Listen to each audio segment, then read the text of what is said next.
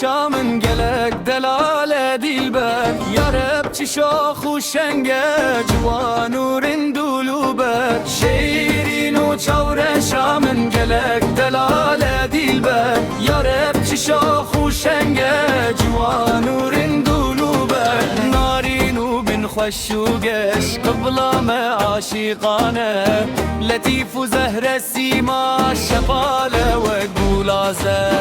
سینه چی گورو بازه بردان سرد و فنجان صد حیف و صد مخابن دسته چپل هرن سر شیرین و چور شامن گلک دلال دیلبر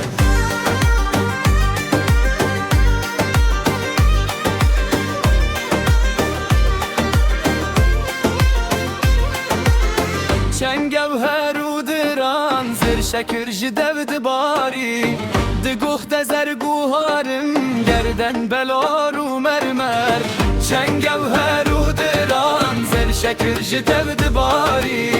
دگوخت زرگوهارم گردن بلار و مرمر چاون نکل کریرش خیای پاز بلنده رو پوتولات و مابود زلفن سیاه دو اجدر وقت سوق زهد و ابرو بسکو کزی جماران رو نشتی تکست دارا تا کیان لسر سر شیرین و چور شامن گلک دلال دیلبر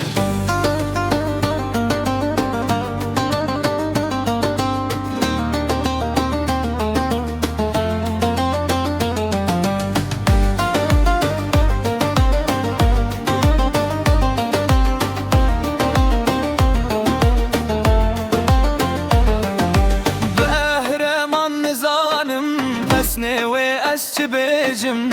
وتخانة بوجبو من سركشي الهمبر يا هرمان ظالم بس نوي بيجم وتخانة بوجبو من سركشي الهمبر يا ريت أزجر خوين بدين كرم دين مفتي أزم دي أشكي رابا بقش دفنشم سينة